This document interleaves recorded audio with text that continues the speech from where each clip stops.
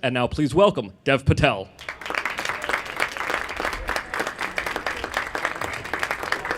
Very good, thank you. Thanks for coming, guys.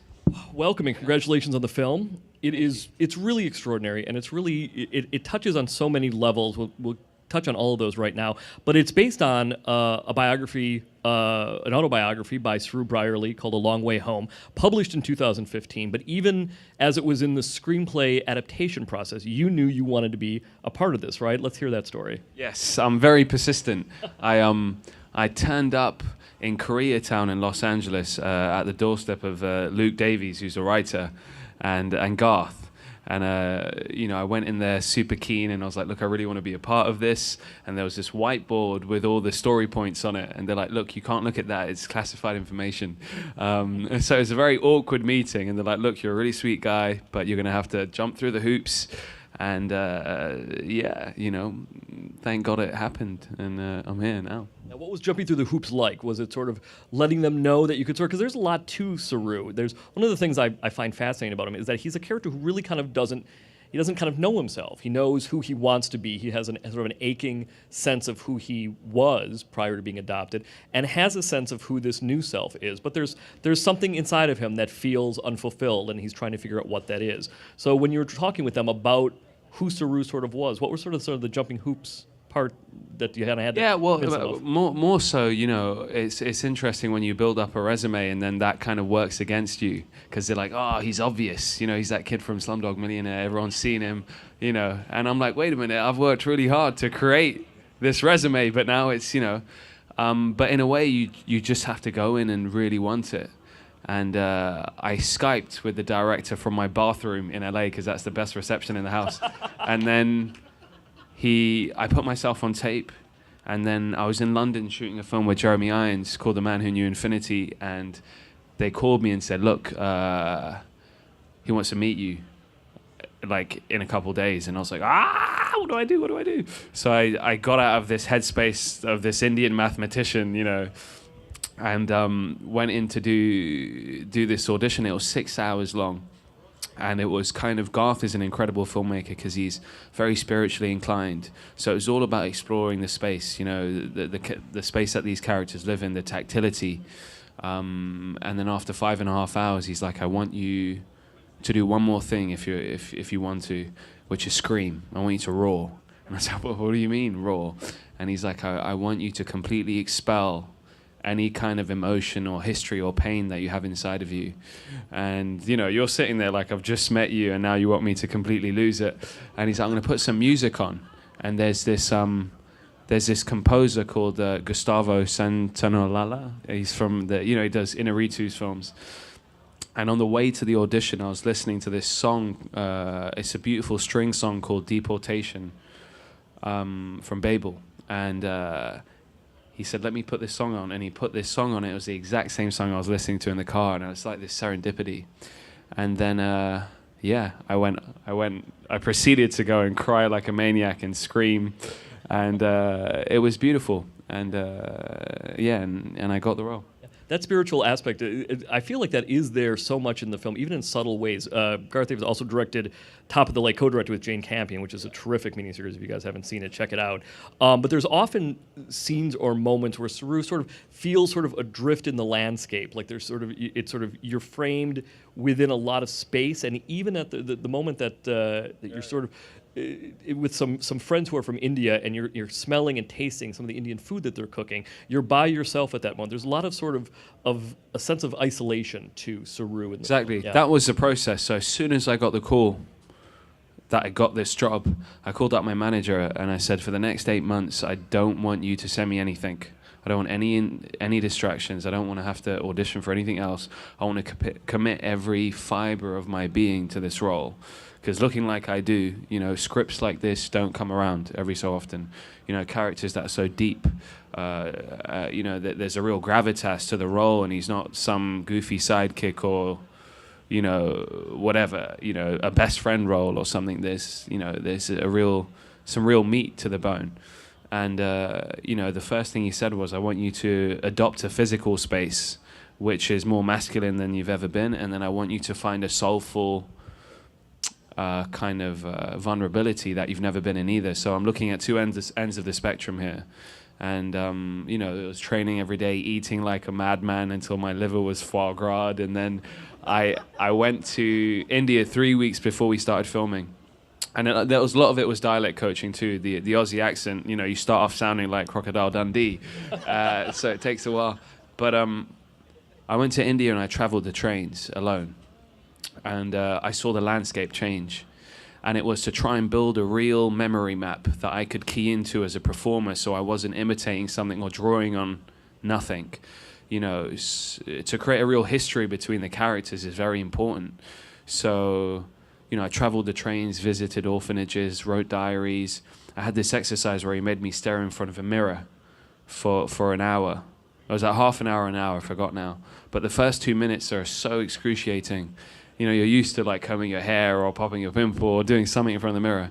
And then, you know, you get to like 20 minutes and all of a sudden you're in this sort of trance. And I couldn't recognize myself. Like everything, I was so familiar with every feature on my face. And after that, a certain amount of time, I looked like a stranger. I looked like my father, then my mother, and then someone I didn't even... And I went to set completely shaken. I was like, dude, I think I'm a complete fraud. I don't know who I am. I'm a fake. Garth, what have you done to me? And he's like, look, that's the reason I made you do this exercise, because the soul is ever changing.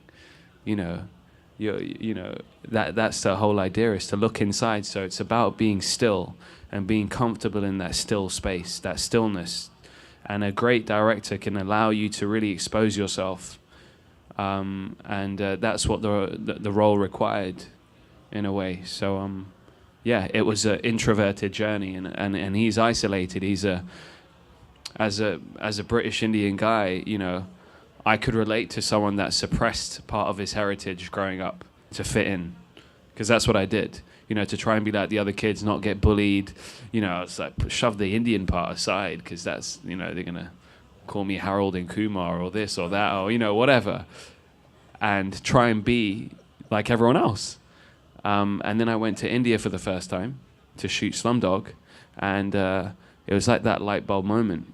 And all that prejudice, and not prejudice because I wasn't prejudiced against myself, that's stupid, but that kind of stereotype or the preconceived notions I had built up in my mind were completely dispelled. You know, I was auditioning with these girls, you know, and I fell in love with my co-star. Like they listened to more modern music than I did, you know, rock and roll and all sorts of stuff. And I really understood a lot about me and my heritage, and I felt whole, and it's about identity. And that's what Saru did. He suppressed part of his history, you know, until there's this moment where he's at a house party with friends, and he opens the fridge to get a beer, and inside is these sweets called these jalebis, which are sugary Indian street snacks. And it sets off this kind of... exactly. Sets off this memory in his head of when he was a child in the streets, and he'd always wanted to taste one of those, and his brother promised him one day we'll have enough money to buy a whole vat. And he's in Australia, you know, with his cool clothes and his jeans, looking at this thing, and he finally tastes it, and that is when Pandora's box is opened. So yeah. It's an extraordinary moment. You mentioned going to India, and also the notion of sense memory, which is a good segue to one of the first few days of shooting. You shot with the actress who plays your mother in the film, and you guys have this amazing reunion in the film, not giving anything away, but there's an amazing reunion, and that was sort of one of the first scenes that you guys shot. I'm wondering how that affected subsequent shooting once you got to Australia and shot the scenes in the film prior to that. Was there sort of almost a sense memory of having to build up to that moment that you had already shot as you guys went and shot? So I went out 3 weeks early, did all that, and then the first scene I had to shoot of the entire film is the end scene, the most emotionally pregnant moment of the movie. It's bloody terrifying for an actor, because you know, if that doesn't work, that reunification of mother and son, then the film, you know, the climax is not there. And me and Priyanka were in the middle of nowhere in India, and Indore. There's nothing to do, so every night we would hang out, have dinner, talk about life, whatever. And then Garth was like, okay, I don't want you to see each other for the next week. And I was like, why? He's like, I want you to starve yourself of each other's energy. And you know, the next time I saw her is how you see it in the film. The character walks around a couple pathways, and then in the distance he sees these three women, and she's in the center, and she had this incredible makeup. She's been aged, and you would kind of come together like these two, you know, particles colliding, and we had this whole village. None of them were planted extras, so they were just reacting off our energy. No one knew what I was saying because I was speaking in a Australian, you know, English accent. So, you know, they just looked at the love and the truth of the scene, and all of a sudden they're reaching forward and all these hands are touching my face, and it felt like I was in Avatar or something. But it was a really profound moment where you find an honesty as a performer, which is, you know, so nourishing. You know, it's very hard to produce that, but again, it's to a great filmmaker. And knowing that was the scene that you were going to build towards, and then when you got to Australia to shoot those Australian scenes, like, it must have been interesting knowing that what was coming on screen was going to be this shot that you had already filmed that had so much emotion to it and so much build to it, that playing Saru sort of starved of that. Yeah. Must have had an interesting... Well, the landscape is really important. You know, this is a kid who got ripped away from his family at the age of like 5 or 7. But he has such an incredible photographic memory that, you know, many, many years later as an adult, he literally found his mother from space. You know, found a needle in a haystack from space. Google had just come out, and it was, you know, it wasn't as advanced as it is now. It was blurry pixels. You know, the refresh rates were terrible, but the amount of information and history you could gather from those pixels is just incredible. And, you know, we did exercises with Priyanka and the little boy who plays me when I'm younger, but we played in the grass, in the leaves, in the forest. And Garth would record, this is Garth, our director, would record the sound of the leaves. And when I'm sitting in Australia, in freezing cold Hobart, looking at this blank screen, trying to muster so much emotion, because Saru told me, the real guy, he's like, with every click of the mouse, I felt like I was getting one step closer to my mother. I'm sitting there trying to muster these emotions, and Garth would play the sound of those leaves. I could hear India, I could hear the laughing voices of Priyanka and little Sunny, and it created a real memory for me. So I wasn't keying into something artificial, to bring it back to the last question, but that's, you know, that's what we were doing. Creates a bridge. What was the most surprising thing that meeting the real Saru taught you? Because obviously there's so much in the book, and I'm sure that in speaking with him, you wanted to make sure you got this portrayal right. But what was the most surprising thing for you, Dev, about him? Well, I felt like I'd known him because I'd been living as him for 8 months already. So you go and meet this guy, and he's like, "All right, chill out, man, easy," you know. But I was super excited and very nervous because we've got the biggest scene in the movie in the can already. So if he doesn't like me, it's going to be crap. It's going to be terrible.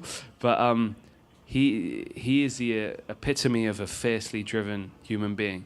You know, he's a survivor. This is a kid that was left on a train track in India, and he was surrounded by so many human beings. It's such a claustrophobic space. There are so many predators out there to get you. And he just dodged so much adversity and was able to adapt, and had an amazing instincts to get through those ordeals you'll see in the film. And, you know, we spoke about the microcosmic, you know, things. And, you know, it's funny when you meet someone because they want to display something to you. But as an actor, you sit there and you actually just want to see, you want to look for the dark side of the moon, what they're not showing you. So you just try and spend as much time as you can with this person. You pick up some of these little traits and how he is, you know, the nervous twitches, the overconfidence, this, that. But Saru's a very generous man, so's his mother and his father. And we sat in his car and went to this barbecue. And I met him recently, and he remembered the song we were listening to, the clothes I was wearing, the eggs I'd ordered. And I was like, man, you know, because when you go through such horrendous ordeals, you can suffer from a PTSD, which is what a lot of people do, you know, when they've come back from war or if the child's been abused. But I guess maybe it's a testament to the love that his mother gave him, his biological mother, that he managed to hold those memories so purely in his heart and in his brain. That's how he could find her.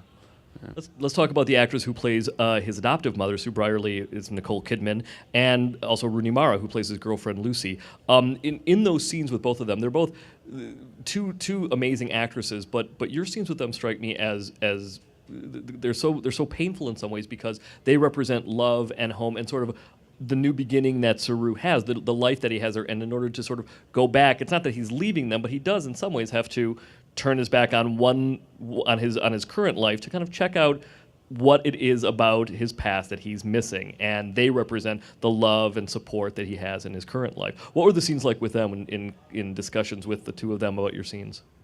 They were pretty amazing, actually. You know, Nicole Kidman. I mean, I'm a dude from Rayners Lane in London, which is the last stop on the tube station, like right at the end. And then all of a sudden, you're in Australia and you're about to walk into a room and do some rehearsals with Nicole Kidman. You're like, what? And she's got that energy. She walks in a room and she kind of glides. You know, she's like over 6 foot. But then we started doing all these crazy exercises, and you look over, and she's got her sleeves rolled up, and she's just like another student submitting herself to her director. And I really respected that, you know. And, you know, she's acting from a real place of truth. She's a mother herself with adopted children.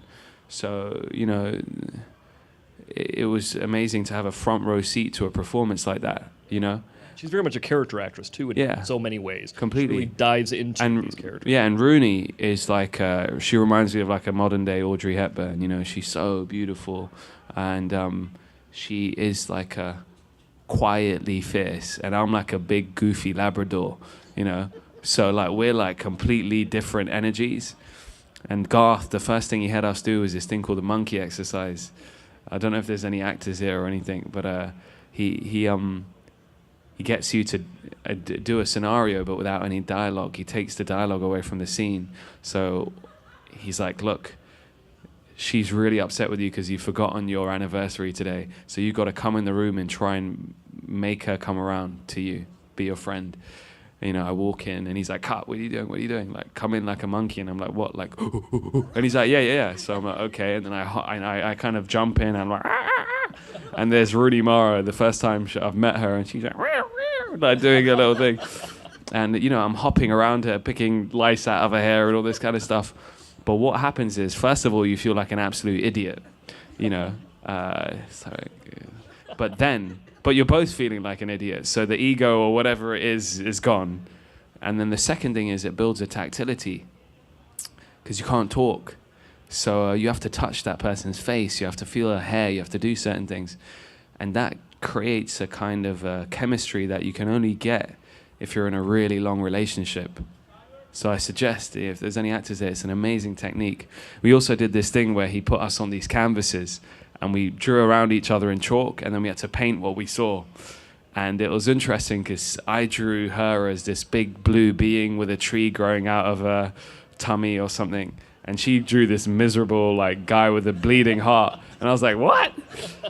But what we subliminally did was project our characters on each other. Because Saru is not present. You know, he's a young guy, he's charming, he's all that kind of stuff, but actually he starts to get lost in a nostalgia. You know, wherever he looks, he can see his brother. You know, he's in a food court and he sees his brother in his, you know, raggedy clothes and, you know, coal on his face, picking through the food. And these hauntings start to come over and over again, and he starts to withdraw from his real life and from all those relationships for this search. And she's this force, this light that's trying to be like, be here now, be with me, come back. So, yeah, did that make sense? I don't know, but, you know, she's the light in the darkness. How has acting changed for you over the last few years? Because we obviously all came upon you with Slumdog Millionaire. Though you were on British TV, Skins before that, and you've been acting since you were young. Aside from maybe acting like a monkey, how has acting changed for you over the last 10 years or so? It's been interesting, you know. Like I the first film I did won 8 Oscars, and I didn't really know what the hell I was doing. Which is a God's honest truth, you know. I was 17 years old, you know, never really been to an acting school or anything. I did this TV show that my mum saw an audition in a newspaper for, you know, but it was interesting because it's a blessing, but at the same time you're walking these big red carpets and you feel like a bit of a fraud when you're seeing all these amazing actors. So that was the drive, was to earn my place. But the tricky thing is you get spat out of that, and then all of a sudden there's nothing. There's There's not those parts that you'd expect to come because no one's writing. There's no diverse scripts out there. So, I thought, okay, either I can pack this in now or I can try and choose wisely, Some of them won't be perfect. A lot of them won't be perfect. But what you do is you take on the mold to break the mold. And that's been my philosophy. You need to keep the lights on. You got to do certain things. So the only way you're going to shift the barometer is to sometimes go in there, and then those storytellers, those guys that generate the ideas, you make them think differently. So that's what's happened. And then you look at a film like this, and that is the perfect evolution. Nicole Kidman's the mother, Rooney Mara is the love interest. It's an anthem of love and unity and diversity and all sorts of things, with actors from India, London, Australia. It's awesome. Before we take a couple of questions from the audience, I want to ask you, just because this film, like The Man Who Knew Infinity, the one you just mentioned, which is also a terrific film, both based on true stories, do you find yourself, either when you're reading a biography or you read something in the newspaper, kind of now that you're an established actor, looking at projects and thinking, and even if it's not for yourself, but thinking about, this might be an amazing film, this could be a great script. Yeah. You look at that's why I read it. I read this in a paper, this story, and that's why I ended up knocking on the door. Infinity took 10 years to get off the ground, and they couldn't put it together. It's a movie about mathematics. There's an Indian dude and an old grumpy professor, and no real crazy romance or anything. It's a tough sell, but I'm at a stage now where I can help breathe life into this, or at least push it forward a little, and so that was a big win for us to be able to get a film like Infinity made. Yeah. This one as well. Let's take any questions from the audience. If anyone has one, just shoot a hand straight up, and we'll come to you. Good evening. Hey, man. First of all, it's a great pleasure to be here, because I didn't expect that I will be here today. I just came to fix my iPhone, actually, yeah. and see an announcement. And I'm also film critic from Kazakhstan, and it's a double pleasure to be here. Man, I've been to Kazakhstan. Yeah. And my question is about awards to The Lion. As I know, there was several screenings at film festivals, and as I know, this film got 3 or 4 prizes at film festivals, and all of them people choice or audience choice. In your opinion, why this movie is so attractive for audience? Thank you. Man, I just think it's the right message to be putting out into the world right now. I think people. I look at movies, and when I want to sit in this dark room, I want to project it into an escapist world and see stories of human triumph. That's what I want to see. And that's what this is at its core. It's about love, it's about triumph, and it's about perseverance. And it's completely true. So when you watch it, there's that other layer that, oh my God, this guy actually did this. So, yeah. In the sense that once you have love in that way, it never goes away. It's always sort of imprinted on you. Yeah, really. And it lots of people that have seen it in the Q&As are like, I want to call my mom or my dad afterwards, or my sister, and tell them I love him. And that's the reason we put art out into the world, So yeah, it makes it worthwhile. Next question. Is it harder to bring to life fictional characters or characters based on real people? They both pose their difficulties. Real people is hard because, it depends. We didn't really go for a mimicry in this movie. I don't look like the guy, but to capture his essence is really important. So that's what directors look for. You can go in and do a lot of makeup and make it work sometimes, but for me, I think to find the truth in it is really, really important. And sometimes when you're not basing it on a real person, it's even harder because the possibilities are endless. There's too much to filter through, and that can get you lost in this ratatouille of too many ingredients. So sometimes when okay, this is what this guy's traits are, this, and this, you can build off that, that structure. But when there's something on a page, there's so many things you can add in, so many ingredients. So I don't know, really. I approach them very similarly, though. And, you start with the script, and then you can fill it out with other stuff. Maybe you're playing a chef, and he says his favorite cuisine is this, and they're like, okay, let me go on the internet and look at that area in the world, see what it's like, can build a bit of history there. And with Saru, it's like, okay, this is what he's like on page. Now I can go and research him, but there's just more tools, there's more stuff out there. But yeah, I don't really know actually. They both have their own challenges.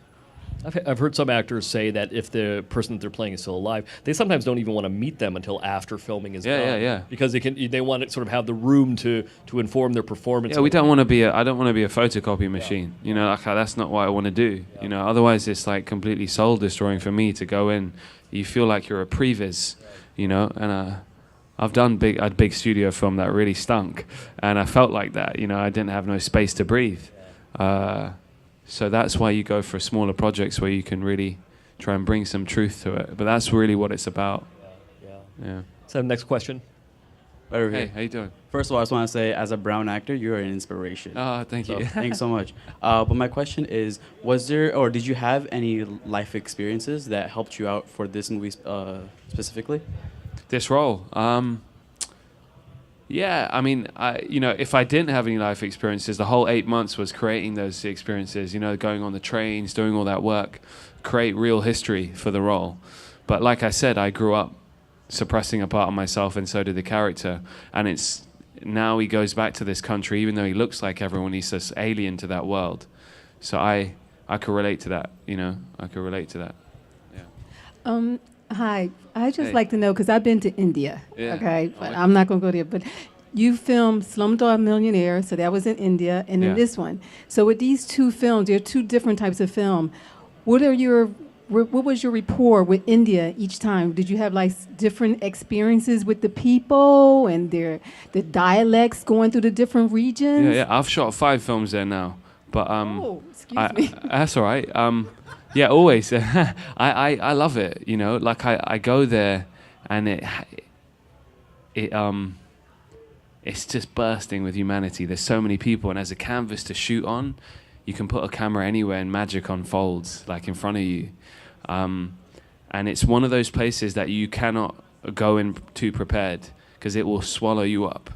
So you have to, as an actor, learn to be a bit more bendy. You got to adapt, basically, because you go in and the heat's thing, then all of a sudden there's a troop of monkeys that have come from the roof and they're sitting there, a stray dog walks past, you know, everyone's looking down the camera lens, so you got to adapt, and all of a sudden you're moving there and you're setting it up completely differently, you know, and you're fighting against the elements of the city. So there's always 3 characters in a scene when you're working in Bombay. There's you, your co-star, and the city, you know, so it makes you kind of, you know, be a looser actor. You look at these Bollywood guys that do it, and you can laugh at it, and I used to, but they do like 20 films a year, and they come, like in Slumdog, some of the actors will come to set with other makeup on from other movies, and then when the director calls cut, they're like, and the action, they're like, do an amazing take, and they go to bed. You know, it's like completely amazing, but they're just so loose in the space. And the chaos that affects you as an actor, you're like, oh, people are making too much noise. That guy, she's, you know, doing this with the makeup, moving my shirt, it's getting on my nerves. You can't get in your head about it in India. You've just got to be chill. For the record, in addition to Slumdog and The Man Who Knew Infinity and this film, the other films that you shot there are The Best Exotic Marigold Hotel, right? And the sequel, Second Best Exotic Marigold Hotel. And next question. Hey, so have you ever thought of writing or directing your own movie or stories? Yeah, I'm working on something now. I have one thing in development at the British Film Institute, and another film, which is kind of like a modern day superhero story set in Bombay, but on old Indian mythology. You know, I think they need a story like that there. You know, so that's what I'm working on. Hi. Hello. I was wondering what your favorite experience was that you've picked up from working with any actor. Oh man, there's so many. Ooh. Okay, Jeremy Irons was incredible because he's an absolute technician of the art form. Like, you sit in a scene with him, and you know you're worried about your dialogue, you're worried about your accent, you're worried about your makeup, you're worried about everything. He'll come in and he's like, "Look, what season are we in? Okay, it's that. Okay, let's frost up the windows. Let's get the fire on there. Get costume in here to throw some jackets over there." He's so aware of filmmaking as an art form. You know, we're dealing in moving pictures, and that really, you know, was incredible to see. He taught me about business as well. Sometimes you go in and there's nothing to do, and you're sitting there and it's two men talking at each other's faces, and it doesn't add for an interesting scene. So there's a scene at the end of the movie where I'm saying goodbye to him, and I'm going to board a boat back to India. And, you know, the director, he's a great director, but that day he was just like, you know, all right, so you stand there on your mark, he stands there, you do your lines, hug each other and bounce. And Jeremy's like, no, you know, remember you're late. You know, you got to move your luggage, do this, do that. And he's like, you don't need to deliver them so cleanly, like throw it away. You know, you can be grabbing a bag, doing this. It's about being less precious. The really good ones, Dame Maggie Smith, who I worked with again in Marigold, they have a lucidity. They're not so precious about everything. That makes them so good. This kind of riffs off that question, but I always like to ask, is there a bit of advice either about acting or about life that you've received that you really love, that you really hold precious? I like the idea of acting, that kind of keeping it loose, that lucidity kind of. Yeah, I mean, the best, like in Marigold, what I learned from all those great old actors is to remain curious. You know, they're all so curious, always asking questions. And that's, you know, the best advice I've ever been given. Well, ladies and gentlemen, Lion opens on November 25th. Dev Patel, thanks very guys. much. Thanks for coming. Appreciate it.